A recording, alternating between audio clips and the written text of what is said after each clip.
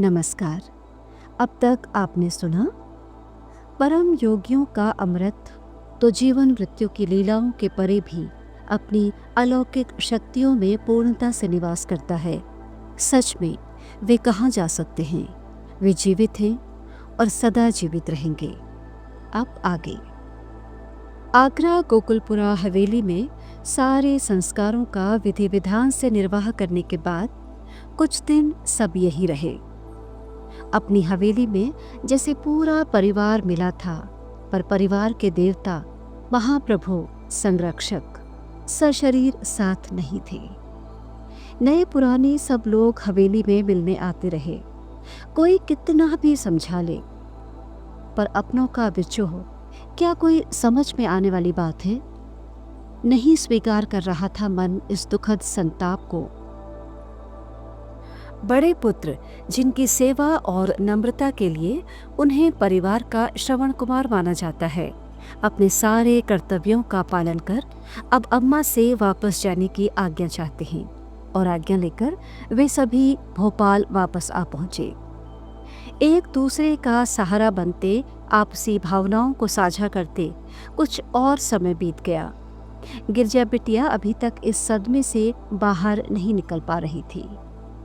अम्मा अपना दुख भूल बिटिया और नाती को संभालने की चिंता में लगी रहती, पर ताऊ के अचानक आ जाने की प्रतीक्षा का जो भरोसा था वो भी टूट चुका था। अंतर्मन में गहराई को उदासी ने इस तरह घेर रखा था कि उस अंधेरे से बाहर निकलना असंभव लगता था। जाड़े के मौसम की तरह ठिठुरने लगी थी आशाएं और शीत हवाओं की तरह चुभने लगा था सन्नाटा। सर्वसमर्थ अंतर्यामी महाप्रभु जिस सरलता से भक्तों के साथ रहे, उन क्षणों की स्मृति मन में टीस बनकर उठ रही थी। किसी के आनंददाता, किसी के जीवन के सर्वस्व, किसी के सखा स्वरूप, भक्तों के संताप हरने वाले महाप्रभु आज कहाँ थे? कितने भक्त व्यथित होकर आज आंसू बहा रहे थे। भगवान सिंह भवनिया को तो उन्होंने अपने आशीर्वाद से पुनर्जन्म सा दे दिया था। वे अपने महाप्रभु के उपकारों को याद करते हुए उनकी याद में अत्यंत व्यथित हो रहे थे। आज लखनऊ के संकट मोचन हनुमान मंदिर में पुजारी बनकर सुखपूर्वक जीवन व्यतीत कर रहे थे, तो ये महाप्रभु महाराज जी की लीलाओं का ही परिणाम था।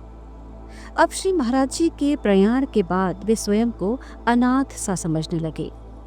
जब से महाराज जी के अस्थि कलश यहाँ मंदिर में पहुंचे, उनकी स्थिति अर्ध विक्षिप्त सी हो गई। ऐसे विचार अक्सर उन्हें आत्महत्या जैसे विचारों के लिए प्रेरित करने लगे और आज अब उन्होंने तय कर लिया कि कल सुबह वे हनुमान सेतु से गोमती में छलांग लगाकर आत्महत्या कर लेंगे और अगली सुबह वे हनुमान मंदिर में पूजा पाठ के बाद अपनी योजना के अनुसार हनुमान सेतु की ओर जाने ही वाले थे कि अचानक गेरवे वस्त्र धारण किए एक साधु ने मंदिर में प्रवेश किया। पुजारी भगवान सिंह की माला को देखकर बोले, ये माला तुम्हें कहाँ से मिली? जवाब मिला, बाबा श्री नीप करोरी महाराज जी से। फिर पास वाले अस्थि कलश की ओर देखकर साधु ने पूछा, इसमें क्या है? उदास होकर भगवान सिंह ने कहा, श्री महाराज की अस्थियां। ऐसा सुनते ही साधु दृढ़ता से बोल उठे, झूठ, बिल्कुल झूठ। हम बाबा नीप करोरी को अच्छी तरह जानते हैं। हम सीधे अमरकंटक से आ रहे हैं। हमें बाबा वहां दिखाई दिए। हमने आश्चर्यचकित होकर पूछा, बाबा कंबल कहाँ छोड़ आए हो? तो उन्होंने बताया, हम उसे कैची में छोड़ आए हैं। भगवान सिंह अजब सी असमंजस की स्थिति में थे। एक ओर महाराज जी का अस्थि कलश और दूसरी ओर इन साधु महाराज के द्वारा बाबा को अमरकंटक में देखने का दावा। फिर वो साधु बिल्कुल महाराज जी वाले अंदाज में बोले, हम नहाना चाहते हैं, हमारे लिए साबुन और पानी रख दो। भगवान सिंह ने ऐसा ही किया। फिर साधु महाराज जी ने भगवान सिंह को नहलाने के लिए कहा। भगवान सिंह उसी भाव से नहलाने लगे जैसे वे महाराज जी को नहलाते थे। उनका चकित और भ्रमित कर देने वाला बाल सुलभ व्यवहार बिल्कुल महाराज जी की तरह था। अब जाते समय, भोजन करवाकर विदा करते समय भगवान सिंह ने यूं ही पूछ लिया, आप कहाँ ठहरे हैं? अब आपके दर्शन कब हो सकते हैं? साधु महाराज ने बताया, हम पास में अमीनाबाद के मंदिर में पढ़े रहते हैं। वहाँ का पुजारी हमारी बड़ी सेवा करता है। तुम कभी फुर्सत में आकर मिल सकते हो। इसके बाद साधु बाबा चले गए। अपनी शंका का समाधान करने के लिए भगवान सिंह दोपहर बाद मंदिर बंद कर उन्हीं साधु महाराज से मिलने चले गए, वही अमीनाबाद के हनुमान मंदिर में। पर साधु बाबा कहीं दिखाई नहीं दिए। वहां के पुजारी से बात करते हुए भगवान सिंह ने आज सुबह हुई सारी बातें पुजारी जी को बताई। पुजारी जी बोले, यहाँ तो ऐसे कोई साधु नहीं रहते। तो फिर वो सेवा वाली बात? पुजारी जी ने कहा, यह सब झूठ है।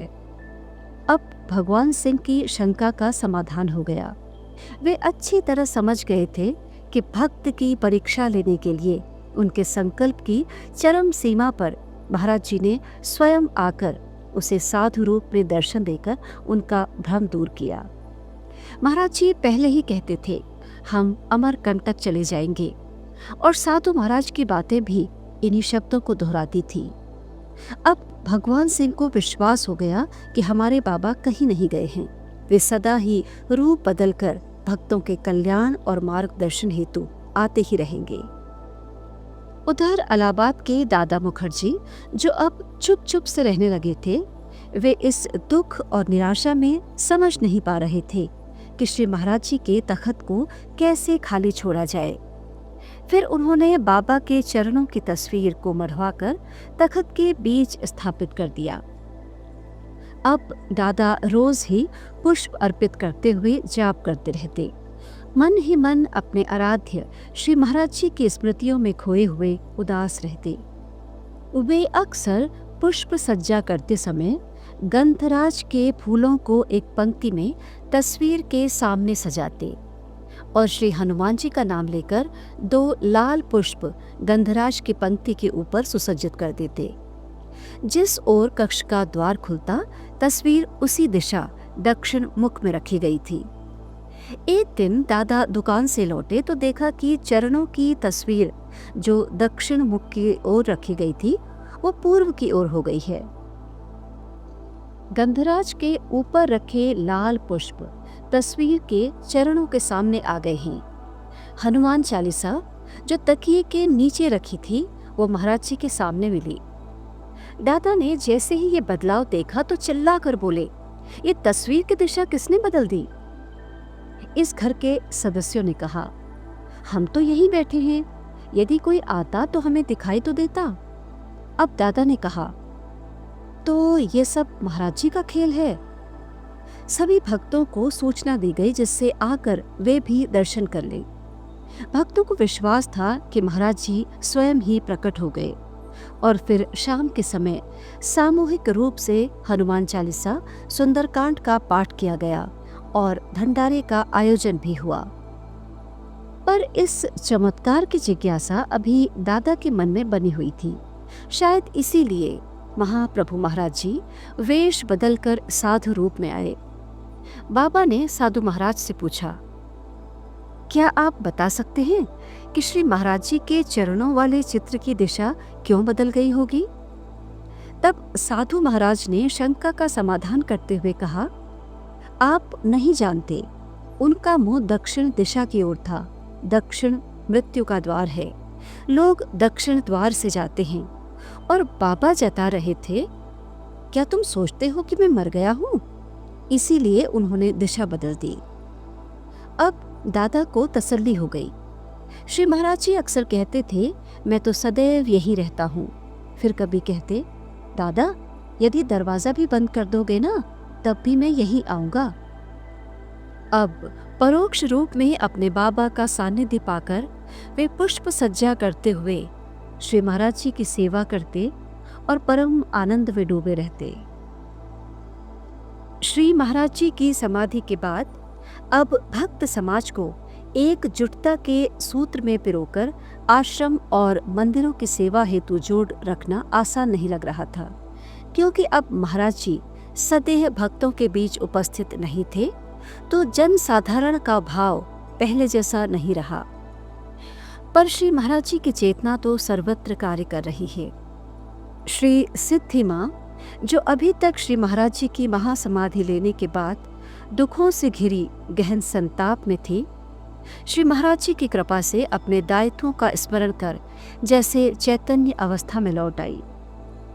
इस दीर्घ श्रृंखला में सबसे पहले श्री सिद्धि माँ ने कैची धाम के आश्रम और मंदिर की व्यवस्था का संचालन कार्य संभाला। वैसे तो कैची धाम, काकड़ी घाट और भूमियाधार मंदिरों की व्यवस्था हेतु ट्रस्ट मंडल का गठन किया जा चुका था, पर समस्त व्यवस्था का क्रियान्वयन श्री माँ के द्वारा ही किया जाना था। इसलिए जनशक्ति और मनुष्य शक्ति के साथ धन की भी आवश्यकता थी। श्री माँ के साथ आश्रम की सेवा में माँ जीवंती माई और कर्मनिष्ठ युवक विनोद जोशी जी थे। सभी ने आश्रम और मंदिरों को ही महाराज जी का स्वरूप मानकर इतने समर्पण भाव से सेवा में स्वयं को रत कर दिया, जैसे वे स्वयं साक्षात महाराज जी की सेवा में समर्पित हो गए हों। स्टोर, लेखा जोखा, साफ सफाई, धुलाई, भंडारे की व्यवस्था से लेकर सभी महत्वपूर्ण कार्यों के प्रति इस प्रकार समर्पित होने लगे जैसे एक आध्यात्मिक तपस्या में रत साधिकाएं हों। इसके बाद श्री माँ ने वृंदावन मंदिर और आश्रम की व्यवस्था संचालन का कार्य संभाला।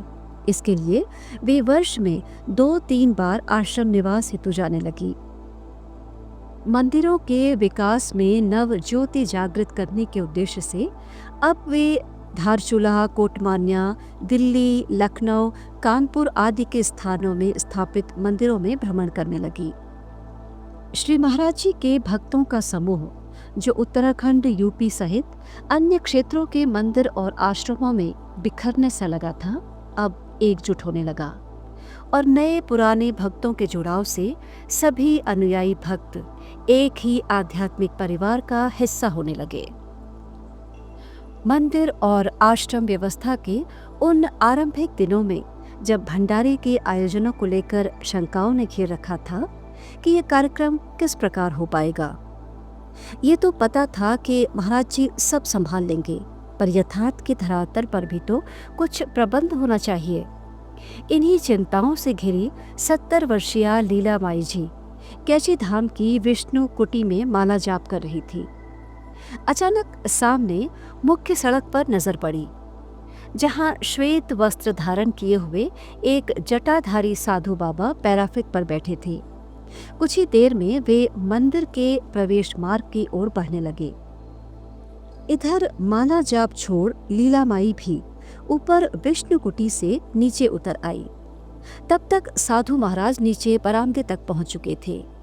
लीला माँ नीचे पहुंचकर साधु बाबा से बात करते हुए उनका परिचय पूछने लगी। अब तक श्री सिद्धि माँ और जीवंती माँ भी आ पहुंचे। अपनी कुछ पहचान बताने का उपक्रम करते हुए वे साधु बोले, जब मैं छोटा था मैंने घर छोड़ दिया था। उनकी बातें महाराज जी की जीवन कथाओं से मिलती जुलती थी। श्री माँ ने प्रणाम करते हुए पूछा, बाबा हमारे लिए क्या लाए? बाबा लीलामाई की ओर देखते हुए बोले, बेकार चिंता करती है कि भंडारा कैसे होगा, जा बर्तन ले आ। एक थाली मंगाई गई। साधु बाबा ने थोड़ी थोड़ी मात्रा में आटा, दाल, चावल, नमक, मसाले आदि थाली में डालकर कहा, ले लबालब भंडारा होगा। फिर जीवंती मई के हाथ में 1 रुपया देते हुए बोले, ले तू बामणी है, तुझे देता हूँ। ये आश्चर्यजनक था कि इन साधु महाराज को कैसे पता चला कि इनमें सिर्फ जीवंती माई ही ब्राह्मणी है, और बामण और बामणी जैसे शब्दों का प्रयोग तो महाराज जी भी कभी विनोदवश किया करते थे। साधु बाबा की आरती हुई और बाबा ने आश्रम श्यामकुटी में ही प्रसाद ग्रहण किया। रात्रि में अचानक ही हजारों कंठों का जय घोष सुनाई दिया, श्री महाराज जी की जय। श्री माँ सहित अन्य आश्रमवासी भी आश्रम प्रांगण में आ गए। यहाँ पर अकेले साधु बाबा ही खड़े थे। फिर ये जयघोष कैसा था, जो श्री माँ आश्रमवासियों के साथ अन्य सेवकों ने भी सुना था? सभी हैरान थे। श्री माँ के विनयपूर्वक आग्रह पर साधु बाबा जी महाराज जी वाले तखत के पास बरामदे में बैठकर कुछ देर बातें करते रहे।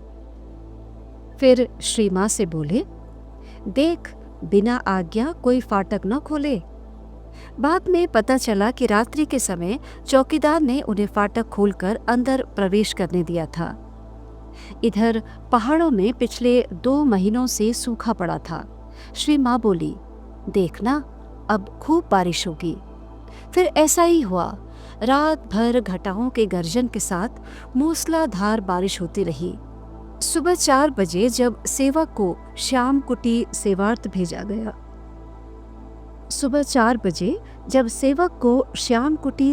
भेजा गया तो वहां से साधु बाबा जा चुके थे। श्री महाराज जी स्वयं ही कैची धाम भंडारे की व्यवस्था करने आए थे और सदा के लिए कैची के भंडार गृह को अपनी कृपा से परिपूर्ण कर गए। फिर तो वहां जैसे स्वयं ही माँ अन्नपूर्णा कृपा करने विराजमान हो गई।